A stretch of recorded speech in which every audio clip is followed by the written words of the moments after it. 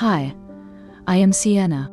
At the wedding of my sister-in-law, my mother took the microphone, smiled at the crowd, and said, "She is not married, but she is good for a check." They all laughed. No one paused. Not even my brother Harrison. Not even the bride, Chloe. But what hurt more than that specific moment was realizing it was not spontaneous.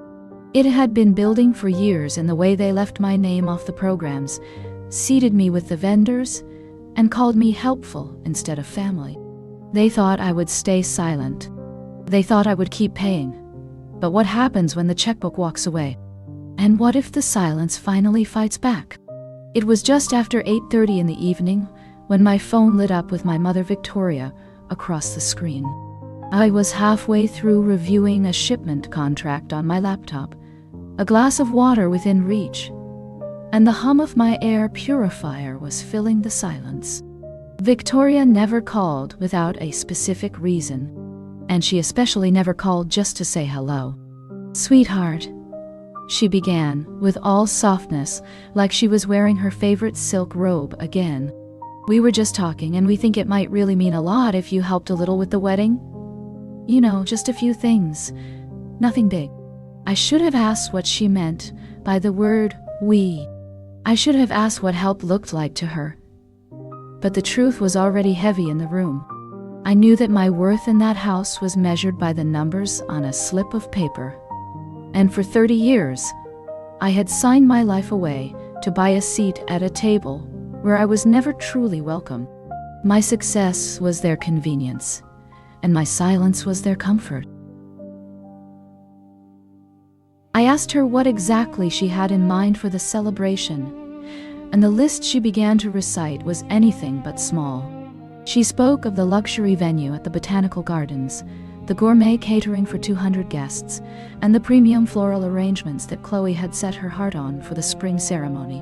Victoria made it sound like a shared family endeavor. But the heavy silence on my end of the line was where I lived. She mentioned that Harrison was struggling with the overhead of his new firm, and that as his successful older sister, it was my unspoken duty to ensure his special day was perfect. Then came the sentence that always acted like a cold hook in my chest. She said that our father would have wanted this for his only son. My father had been gone for 7 years, but his memory was still a currency Victoria spent whenever she needed to balance her books. I looked at the complex spreadsheet on my screen, the numbers representing my own hard work and missed holidays, and I felt a familiar tightness in my throat. She was not asking for a favor. She was demanding a sacrifice at the altar of Harrison's growing ego. I told her I would need to see the itemized invoices before committing, and her voice shifted from silk to gravel in a single second. "You have always been so clinical and cold about money," she snapped, as if wanting to know where my $15,000 was going was a personal insult to the family name. I realized then that my bank account was the only part of me she truly recognized as belonging at the wedding table, and the realization was a sharp blade that cut through the last of my hesitation, because I was finally tired of being the silent benefactor of their loud and expensive lives. 10 minutes later, the first notification pinged on my laptop, and the file that opened was for the initial deposit on the grand ballroom. It was $4,000, just a down payment for a venue that was projected to cost nearly $45,000 by the time the final toast was poured. I scrolled through the line items and saw luxury upgrades that Harrison and Chloe certainly could not afford on their own. There were silk-draped ceilings and a champagne fountain that seemed more like expensive fantasy than a wedding celebration. When I called Victoria back to express my concerns, she did not even let me finish my sentence. She said that we had a reputation to uphold in this town, and that the professional colleagues of Harrison would be watching every detail to judge his success. I asked her why my personal savings had to be the foundation for his professional reputation, and she let out a long, frustrated sigh that sounded like a tire slowly losing air. "You have always been so rigid and difficult about these things, Sienna," she whispered with a sharp, cold edge to her voice. "This is for your only brother, And after everything I have done to raise you, surely you can see that family is more important than a few numbers in a bank account." I sat there in the heavy quiet of my office, looking at the long shadow of the maple tree against the wall. And I realized that her definition of family was a one-way street where I provided the fuel and they simply drove the car. I told her I would think about it. But deep inside, I could feel the very first cracks appearing in the wall of obligation I had lived behind for 30 years. I should have asked what Victoria meant by the word help before I opened the second attachment, because the document inside was a detailed invoice for a custom designer gown of Chloe that cost $12,000. It was not just a dress. It was a statement of a lifestyle that none of them could actually afford without my signature. I remembered the way Harrison had looked at me during dinner the previous month, avoiding my eyes while he talked about his new luxury car and the high-end clients he hoped to attract. He was building a house of cards, and he expected me to be the glue that held every floor together. I sat there for a long time, listening to the quiet ticking of the clock on my desk, and I began to search through the wedding website they had already set up. I found the page for the bridal party and the immediate family, and my heart sank when I saw the list. Harrison and Chloe were there, of course, followed by Victoria and the parents of Chloe in a place of honor. My name was nowhere to be found on that specific page, but instead I was listed under the category of special thanks and contributors. I was not a daughter or a sister in their eyes. I was a sponsor for an event I was barely invited to attend as a guest. The realization was cold and sharp, like a needle under the skin, and I finally understood that my only role was to be the invisible foundation for their public display of wealth. I did not close the laptop. Instead, I began to draft an email to the venue coordinator to ask a very specific question about the payment terms they had discussed with Victoria. The reply from the venue coordinator arrived exactly 24 hours later, and the contents were far more disturbing than I had ever anticipated. The coordinator, a woman named Janet, thanked me for reaching out and mentioned that Victoria had already submitted a signed payment schedule in my name.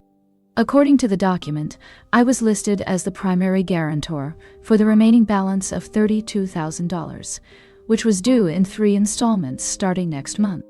Victoria had not just asked for help, she had effectively forged my financial commitment without a single conversation or a shred of my consent.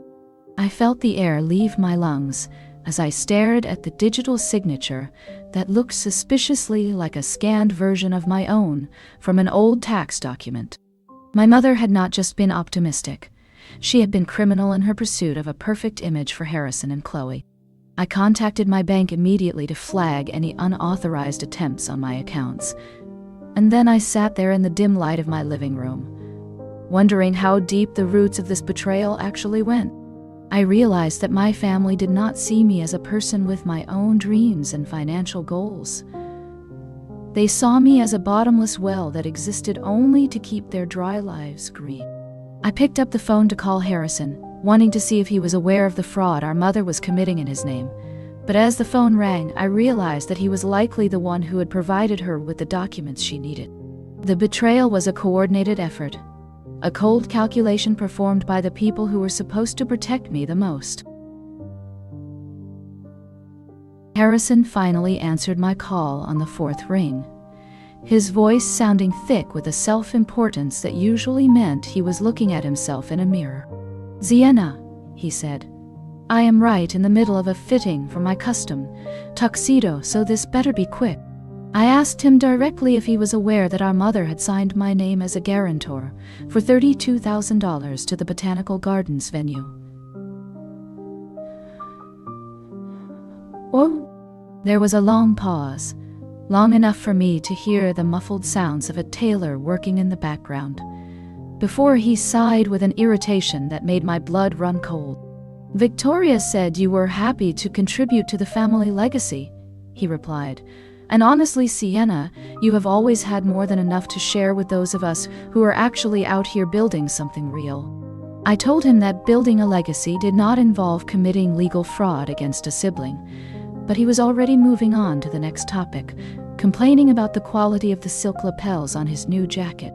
He said that Chloe was already stressed about the floral arrangements, and that my negativity was going to ruin the atmosphere of the most important day of his life. It was at that moment I realized Harrison did not see the money as a generous gift. He saw it as his birthright because he was the son who stayed close while I was the daughter who worked. I hung up the phone without another word, and instead of calling Victoria back to argue, I began to search for the contact information for the legal department of my bank. If they wanted a wedding built on my hard work, they were going to find out exactly how quickly a foundation of lies can crumble when the support is withdrawn. The morning after my conversation with Harrison felt remarkably clear, and I sat at my desk at 6:15 in the morning to begin the process of dismantling the trap Victoria had set for me. I sent a formal notice to the management of the Botanical Gardens, stating in no uncertain terms that the signature on the payment schedule was a forgery and that I would not be responsible for any expenses. I followed this with a call to the fraud department of my bank, providing them with copies of the correspondence and requesting an immediate freeze on any large transactions related to those vendors. The bank representative was efficient and cold, which was exactly what I needed in that moment. By 12 o'clock in the afternoon, the venue coordinator, Janet, had sent a frantic email asking for clarification, but I did not reply immediately. I wanted the silence to do the heavy lifting for once. It took less than 3 hours for the storm to reach my front door in the form of a dozen missed calls from Victoria. When I finally answered, her voice was not soft or like silk anymore. It was a screech of pure desperation and anger. "Sienna, what have you done?" she screamed. "The venue just called and said the entire reservation is at risk because the primary payment method was flagged as fraudulent. You are going to humiliate this family in front of everyone. And for what? A few $1,000s that you do not even need." I told her that my integrity was worth more than her reputation, and that if she wanted a luxury wedding, she should have used her own name to pay for it. The line went dead, but I knew this was only the beginning of the collapse she had built for herself. Within less than 1 hour, the silence of my home was shattered by a doorbell that rang with the frantic, rhythmic intensity of a woman who had lost her favorite toy. I did not need to check the security camera to know that Victoria was standing on my porch, and I certainly was not surprised to see Harrison looming behind her, like a dark cloud. I opened the door only a few inches, keeping the security chain in place, because I no longer trusted the people who carried my own blood. Victoria began to speak before the door was even fully settled, her face a mask of calculated grief and sharp, jagged anger. "How could you do this to your own brother on the eve of his happiness?" she demanded while her hands gripped the wooden frame of the door. I told her that I had not done anything except refuse to be a victim of a crime she had committed in my name. Harrison stepped forward then, his face flushed with the kind of entitlement that usually requires a specialized education to achieve. "Sienna, you are being completely unreasonable over a simple misunderstanding about a signature," he said while adjusting the collar of his expensive shirt. "It is just money, and you have millions sitting in accounts that you do not even look at while I am trying to build a future for Chloe." I looked at him and realized that he truly believed his comfort was worth more than my autonomy. I told them both that the accounts were frozen and the legal notices were already delivered, and that if they did not leave my property immediately, the next person they spoke to would be a police officer. The look on the face of Victoria was one of pure, unadulterated shock, because for 30 years, the checkbook had never talked back, and it certainly had never threatened to call the law. The silence that followed their departure from my porch was heavy and thick with the scent of a storm, but the digital world was just beginning to ignite with their collective fury. Within 2 hours, my email inbox was flooded with messages from distant relatives and family friends whose names I barely remembered from my childhood. Victoria had evidently spent the drive home weaving a narrative of betrayal, painting me as a bitter and jealous woman who had promised to fund the happiness of her only brother, only to snatch it away at the last second. My phone buzzed incessantly with text messages from Aunt Sarah and Uncle Thomas, accusing me of being cold-hearted and a disgrace to the legacy of our father. They did not know about the forged signatures or the $12,000 dress. They only knew the version of the story where I was the villain who enjoyed watching Harrison and Chloe suffer. I sat at my kitchen table with a cold cup of tea, watching the notifications scroll past like a list of crimes I had never committed. Instead of engaging in the digital shouting match, I began to systematically contact every remaining vendor on the list Victoria had provided. I spoke to the florist who was planning to charge $15,000 for rare orchids, and I informed the limousine service that their contract was no longer backed by my credit profile. Each call felt like I was cutting a heavy anchor chain that had been dragging me underwater for years. Harrison sent one final message, stating that I was dead to him, and that he would ensure the entire town knew the truth about my character. I did not reply. Instead, I simply blocked his number and reached out to a private security company to install new cameras around my property that very evening. The wedding day arrived under a sky that was a pale, mocking blue, and the atmosphere in my house was as still as a tomb. I had spent the previous week watching the fallout from a distance, seeing the social media posts from Chloe about the last-minute changes to the floral arrangements and the downgrade in the catering menu. Victoria had tried to reach me through 3 different burner phone numbers, but I had deleted each message without a single word of reply. I dressed in a suit that cost more than the original deposit for the ballroom, a deep charcoal fabric that felt like armor against the world they had tried to build on my back. I was not there as a sister, and I was certainly not there as a guest of honor. I was there to witness the truth of their character when the gold plating finally began to peel away. When I arrived at the botanical gardens, the tension was thick enough to taste in the humid air.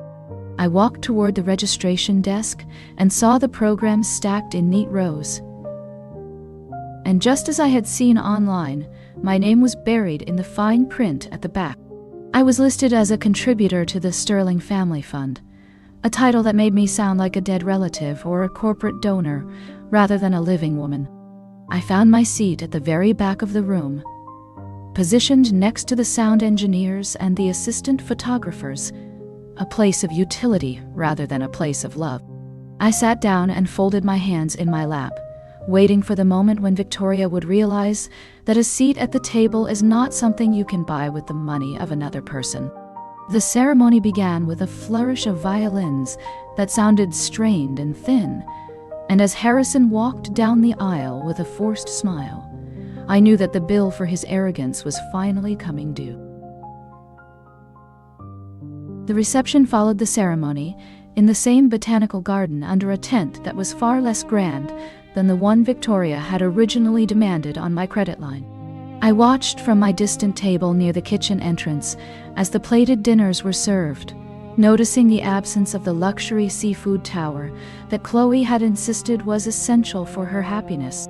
Harrison looked tense, his eyes scanning the room as if searching for the ghost of the wedding he had actually wanted. It was during the first toast that Victoria stood up and walked toward the center of the floor with a glass of champagne in one hand and the microphone in the other. She looked radiant in her designer silk dress, but her eyes were cold as they found mine in the back of the room. She began by praising the couple, speaking of love and the importance of supporting one another through difficult times. Then she paused, a small, sharp smile playing on her lips before she addressed the crowd with a voice that was amplified through the speakers for everyone to hear. "We are so proud of Harrison and Chloe," she said. "And of course we must thank the rest of the family who made this possible. My daughter Sienna, for example. She is not married, but she is always so very good for a check." The laughter that followed was not kind. It was the sound of 100 people participating in a joke they did not fully understand, And it was the moment the final cord of my patience was severed. I did not flinch. I simply looked at my watch and realized it was 10 minutes after 7 in the evening. Exactly the time I had scheduled for the second wave of cancellations to take effect. The atmosphere in the room shifted almost immediately after the cruel laughter of Victoria began to fade into the background. It was exactly 7:15 in the evening, when the lights near the buffet table flickered and then went dark, signaling that the secondary power permit for the tent had been pulled by the electrical contractor. I watched with a quiet satisfaction as the band stopped playing because their high-end audio equipment was no longer receiving power from the grid. I could see the confusion on the faces of the relatives who had just been laughing at my expense. Their smiles were curdling into looks of annoyance as the air conditioning ceased to hum and the humid night air began to press inward.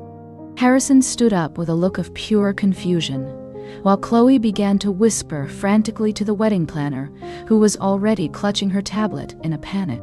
The vendors were following the instructions I had provided 3 days ago, which stated that all services were to be terminated if the payment bond was not verified by 7 in the evening. Victoria tried to regain control by shouting into the dead microphone, but her voice was lost in the growing murmurs of the 200 guests, who were now standing in a dimly lit space. The catering staff began to pack away the trays of food, informing the confused relatives that the service was officially concluded due to a breach of contract. It was the sound of a luxury world being dismantled in real time. And the irony was that the very checkbook Victoria had mocked was the only thing that could have kept the lights on. I stood up slowly and adjusted the sleeves of my jacket, feeling the cool evening air rush in through the open flaps of the tent. Victoria caught my eye from across the floor, her face turning a pale shade of gray as she realized that the check she had joked about was no longer available for her to sign. I walked toward the exit without saying a word, knowing that the real drama was just beginning for those who had mistaken my silence for a lack of strength. I drove away from the gardens while the sound of the dying celebration faded into the rearview mirror, and for the first time in 10 years, the silence in my car felt like a victory instead of a burden. My phone began to vibrate in the center console before I even reached the main highway. A relentless series of notifications that I chose to ignore until I was safely within the walls of my own home. Victoria was not calling to apologize. She was calling because the reality of the situation was finally sinking in like cold water into a sinking ship. When I finally checked the messages, the tone had shifted from frantic demands to a strange, hollow desperation that I had never heard from her before. She said that Harrison was sitting on the floor of the empty tent, and that Chloe was refusing to speak to anyone because her dream had been humiliated in front of 200 people. I realized then that they still did not understand the core of the issue. They still believed that I was the one who had caused the damage, rather than the one who had simply stopped preventing it. The vendors were not just walking away. They were preparing to file formal claims for the unpaid balances that Victoria had guaranteed with my forged name. I sat in my dark kitchen and realized that by the time the sun rose, the Sterling family name would be synonymous with a debt that none of them could ever hope to repay. The legal ramifications of the forged signatures were no longer a private family matter. They were now documented in the files of 3 different corporations and a major financial institution. I sent a final email to my attorney, confirming that we would be proceeding with the full investigation into the unauthorized use of my credit profile. I was not seeking revenge. I was seeking the restoration of my own boundaries. The weight of 30 years of expectations was finally lifted off my shoulders. And as I looked out the window at the quiet street, I realized that the only person I had to answer to was myself. The sun rose on Sunday morning with a cold and indifferent light, and my phone began to chime with the arrival of a legal confirmation email from my attorneys. I had spent the entire night documenting every fraudulent transaction Victoria had authorized, and the folder was now a thick digital file of undeniable evidence. By 9 o'clock in the morning, Victoria was calling me again, Her voice was stripped of its earlier screaming rage and was replaced with a trembling, hollow tone of desperation. "Sienna," she whispered, "Harrison is absolutely devastated, and Chloe has moved back to the house of her parents because of the public embarrassment. You have ruined the life of your brother over a few signatures that we could have handled privately within the family circle." I did not let her finish her sentence. I simply informed her that the bank had already opened an official investigation into the identity theft and that the management of the botanical gardens had turned over the forged documents to their own legal department. The silence on the other end of the line was absolute. It was a void where her excuses used to live for 30 years. I told her that for 3 decades I had been the silent partner in the greed of the family, but that the partnership was now dissolved with extreme prejudice. She tried to bring up the memory of our father one last time, saying that he would be heartbroken to see his children at war. But I reminded her that our father was a man of integrity who would never have stolen the future of his own daughter to pay for the vanity of his son. I ended the call and blocked her 4th burner number of the weekend. I looked at the schedule for the upcoming week and realized that for the first time in my adult life, my calendar belonged entirely to me. I was no longer waiting for the next emergency or the next demand for a check. I was finally moving toward a horizon that I had chosen for myself without their permission. It was Tuesday afternoon when Harrison appeared at my office building, looking significantly less polished than he had during the wedding weekend. He had traded his custom tuxedo for a wrinkled dress shirt and eyes that were bloodshot from a total lack of sleep. I watched him through the glass door of the lobby, feeling a strange sense of detachment that I had never experienced before in his presence. When he finally caught my eye, he did not shout or wave his arms. Instead, he simply lowered his head in a gesture of practiced humility.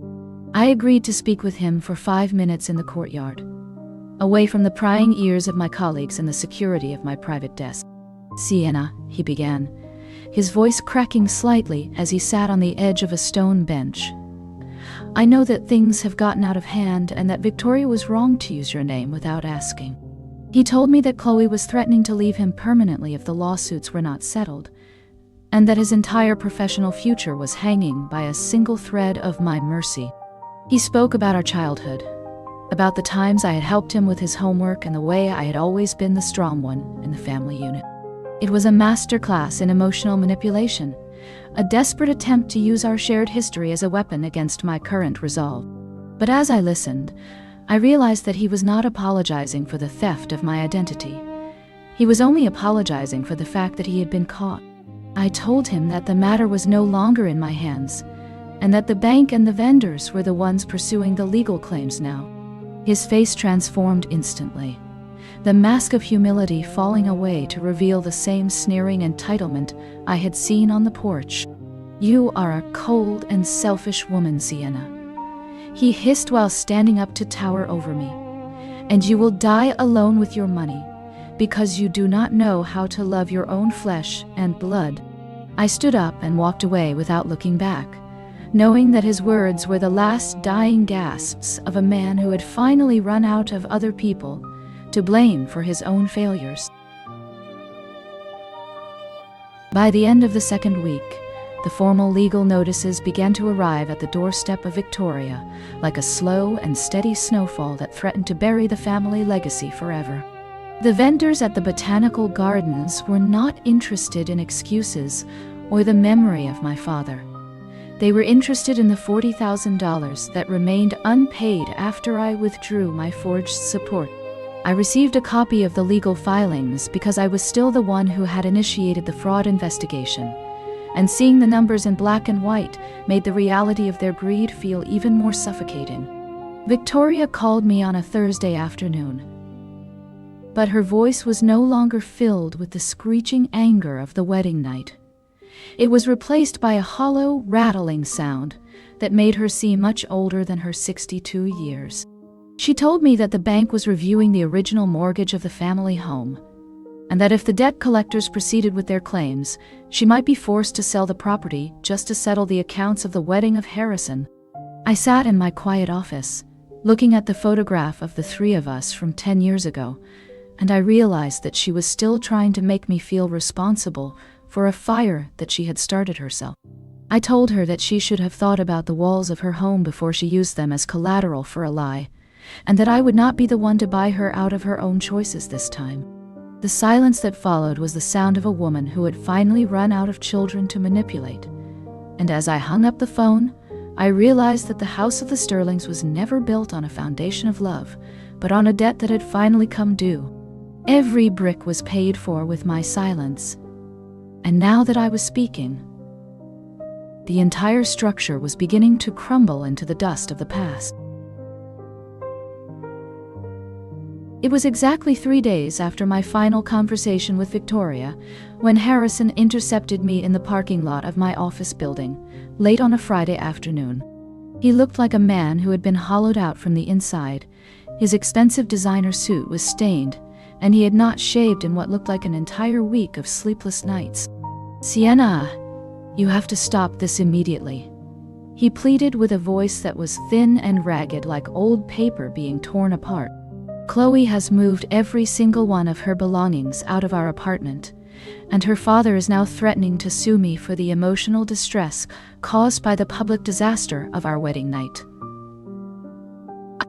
He explained that his senior partners at the law firm were starting to ask very pointed questions about the fraud investigation, and that the professional reputation he had spent 10 years building was evaporating in a matter of hours before his very eyes. I looked at him and saw the ghost of the little boy who used to break my toys and expect me to fix them without question. But the wave of sympathy that usually rose in my chest was nowhere to be found this time. I told him that his reputation was not something I had destroyed. It was something he had never actually possessed in the first place, because it was built on a foundation of my stolen labor and his own lies. He grabbed my arm with a flash of the old violent entitlement crossing his face. But I stepped back with a cold smile and reminded him that there were high-definition security cameras watching every inch of this pavement. "You do not understand what you are doing," he hissed. "We were a family, and families are supposed to protect each other even when things become messy and difficult." I replied that protection is a mutual agreement, not a hostage situation where one person pays the ransom for 30 years while the others spend it on silk and champagne. I walked to my car and locked the doors, listening to him scream my name in the empty parking garage until the sound was swallowed by the hum of my engine. He was a drowning man trying to pull me under with him, but I had finally learned how to swim away from the sinking wreckage of the Sterling family. A week after my encounter with Harrison in the parking lot, I received a notification from an estate agent who had been a close friend of my father for decades. Victoria was listing several of the most prized possessions of our father for private sale, including his vintage watch collection and the mahogany desk where he had spent 40 years building the foundation of our life. She was not just selling furniture or jewelry. She was liquidating the physical evidence of our history to cover the interest on a debt for flowers and champagne that had already withered. I called her immediately, not to offer a financial rescue, but to ask how she could even consider such a profound betrayal of his memory. Her voice was flat and hollow, stripped of the usual theatrical drama she had used to control me for 30 years. "We have no other choice, Sienna," she whispered with a cold desperation. "Harrison is facing a formal professional suspension, and the Botanical Gardens venue is threatening to take us to criminal court if we do not settle the remaining $30,000 by Friday." I realized then that she was willing to burn the entire past to save a future that was already ruined by her own arrogance and greed. I told her that those specific items belonged to the collective estate, and that she did not have the legal right to sell a single piece without my signature as the co-executor of the will. The silence that followed was heavy and bitter. It was the realization that I was no longer the silent observer, but the one holding the keys to the kingdom she was trying to dismantle. I hung up the phone and contacted my lawyer, requesting an emergency restraining order on the sale of any family assets until the fraud investigation reached its conclusion. Every bridge was already on fire, and I was simply making sure that Victoria did not try to use the legacy of my father as kindling to keep her own lies warm for a few more days. The emergency restraining order was served on Monday morning, arriving with a finality that felt like the closing of a heavy iron vault. Victoria had tried to sell the past to save the present, but the law had finally stepped between her and the legacy of my father. I received a frantic message from her lawyer, a man who sounded as exhausted as the family he was representing. He said that the situation was now beyond repair, and that without the liquidation of the family assets, the bankruptcy of the Sterling estate was almost a mathematical certainty. I sat on my balcony overlooking the valley, watching the fog roll over the trees, and I felt a strange lack of the guilt I had been conditioned to feel for 30 years. My phone lit up one last time with a text from Harrison. He did not use insults or threats this time. He simply asked if I was happy now that I had taken everything from them. I did not reply, because the truth was that I had taken nothing. I had simply stopped giving what was never theirs to take in the first place. The local newspaper even ran a small piece in the business section about the legal disputes surrounding the prominent Sterling family. And the social circles that Victoria had spent decades cultivating began to turn their backs with a cold and efficient speed. The invitations to the garden parties stopped arriving, and the phone calls from her oldest friends went completely unanswered. They were the architects of their own isolation, building walls of lies until the roof finally caved in on their heads. I realized that the price of my freedom was the destruction of their illusion, and while the cost was high, it was a debt I was finally willing to pay in full. It was a quiet Tuesday afternoon when Chloe appeared at my front door, looking nothing like the glowing bride who had stood under the luxury orchids only a few weeks prior. She was dressed in a simple cotton sweatshirt, and her hair was tied back in a hurried knot. Her eyes were heavy and red, as if she had been crying for many hours before making the journey to my home. I did not initially want to open the door, but there was a profound sense of genuine exhaustion on her face that made me pause for a single moment. "Sienna, please," she said with a voice that was little more than a hollow whisper. "I just need you to hear the truth about what Victoria told me before the wedding planning had even begun." We sat together in my quiet kitchen while the water heated on the stove, and she explained that Victoria had convinced her that I possessed a secret trust fund dedicated entirely to the future of Harrison. My mother had crafted a web of lies, promising a life of high society and endless financial stability to ensure that Chloe would commit to the marriage without any hesitation. Chloe claimed she had no idea the funds were actually my private earnings, or that Victoria was illegally signing my name on the vendor contracts until the power was cut during the reception. She admitted that she felt like a pawn in a game she did not understand, and that Harrison had stayed silent about the deception because he was too ashamed to admit his own financial failure. I looked at this woman, someone I had previously viewed with such deep resentment, and I realized she was simply another casualty of the cold ambition of Victoria. We were both just tools used by a woman who valued the image of success far more than the hearts of her own children. I did not offer her a check, but I did offer her a seat, and the first honest conversation we had ever experienced together. Chloe opened her purse and pulled out a small folder of printed emails and text messages that Victoria had sent during the height of the wedding planning. And as I scanned the pages, I felt a cold chill settle over my skin. The messages were a roadmap of manipulation, detailing exactly how Victoria had instructed Chloe to ignore the growing costs because I was supposedly desperate to secure the social standing of Harrison. She had used my hard work as a lure to catch a daughter-in-law, and then used that same daughter-in-law as a shield to hide her own theft. I thanked Chloe for her honesty and told her that this evidence was the final piece of the puzzle my legal team needed to close the fraud investigation. Within 48 hours, my attorney had filed a supplemental report with the bank and the local authorities. including the documented lies that proved Victoria had acted with malicious intent. The walls were finally closing in on the grand life she had tried to build on a foundation of deceit. Harrison called me late that night. His voice was no longer filled with the fire of his previous rage.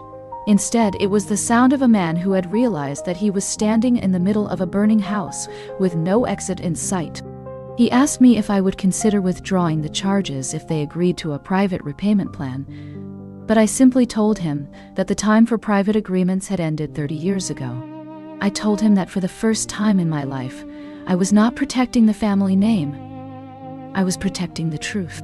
I looked at the folder Chloe had left behind, and I realized that the only way to truly move forward was to let the old world of the Sterling family burn to the ground so that something honest could finally grow in its place. The official summons was served to Victoria on a Tuesday morning, and the impact was immediate and devastating to the carefully constructed image she had maintained for decades. She was no longer the elegant matriarch of the Sterling family. She was a defendant in a civil fraud case with potential criminal implications.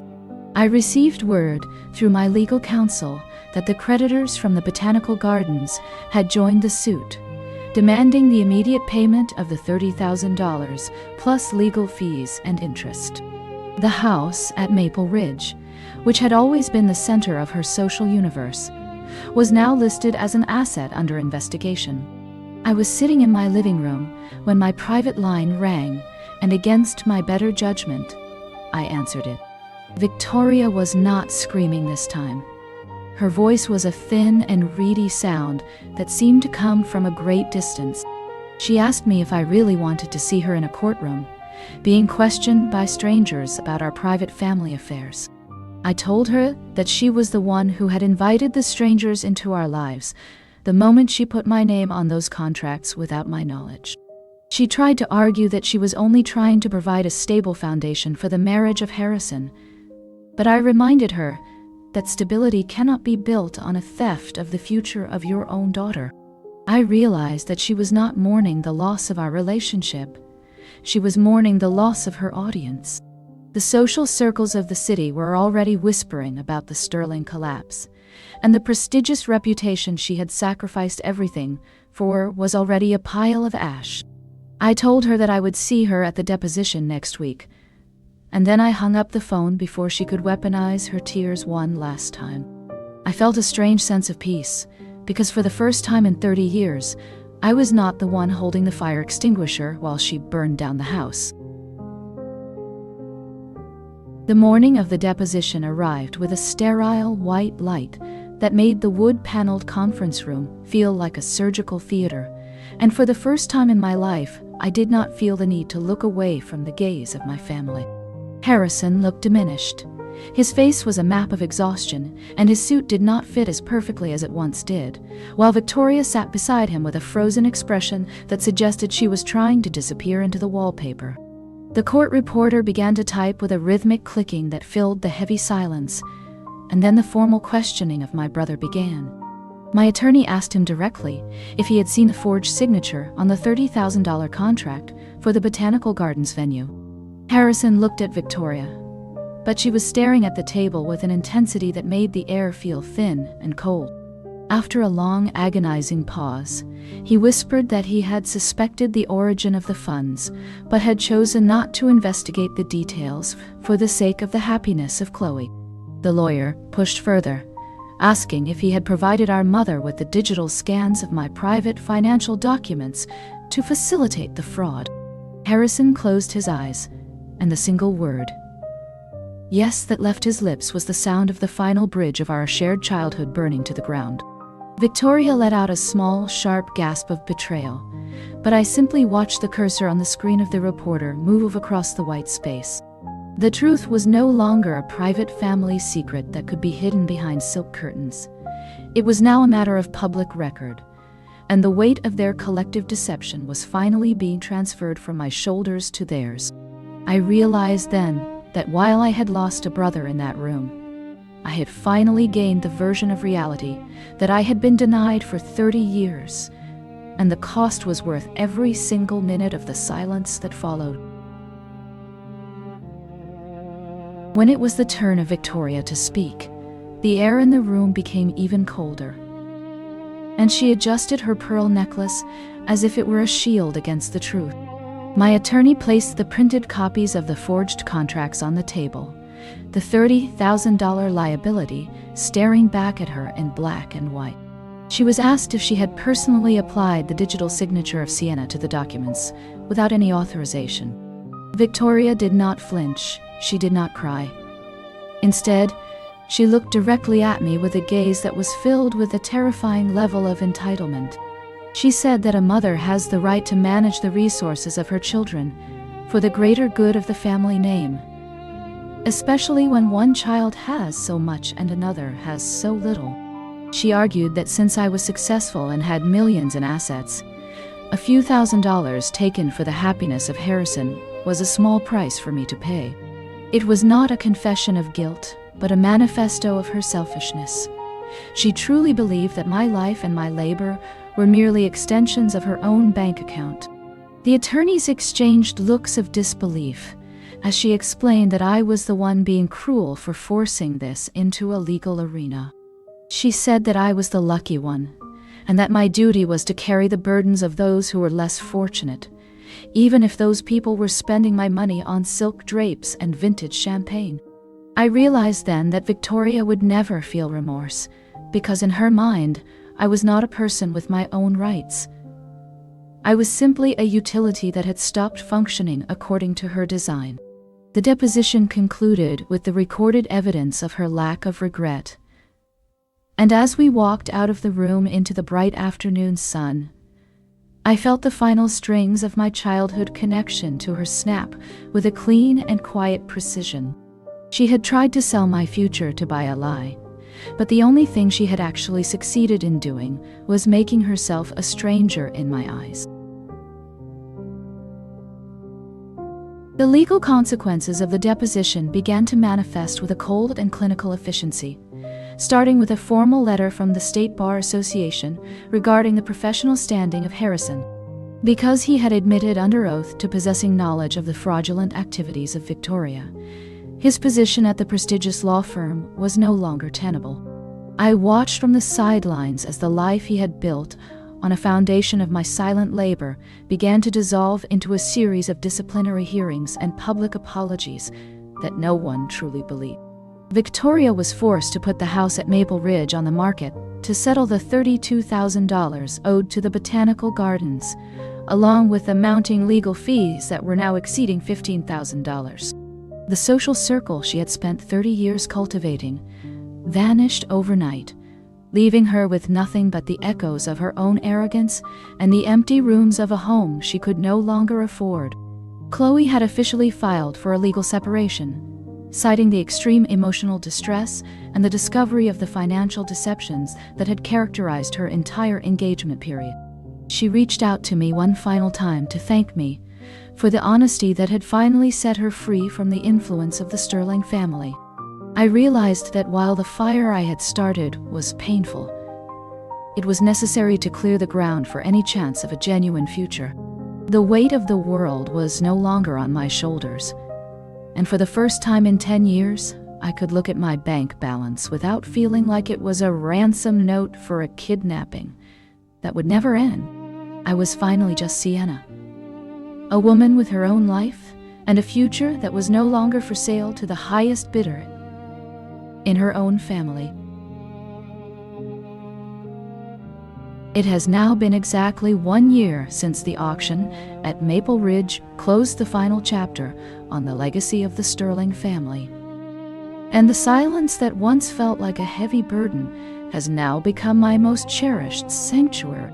I relocated to a quiet coastal town, 300 miles away from the reach of the influence of Victoria, where no one knows the history of my bank account or the scandals that once defined my name.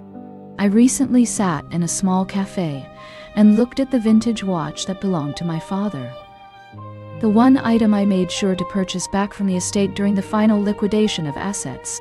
It serves as a reminder that while the house is gone, the true legacy was always found in the integrity that he tried to teach me. Chloe sends me a message every few months. She has rebuilt her life as a successful graphic designer and has legally resumed her maiden name, completely detaching herself from the wreckage Harrison left behind. My brother is reportedly working a mundane job in a small legal office, and though he still attempts to reach out through mutual acquaintances, I have no desire to revisit the toxicity of our shared past.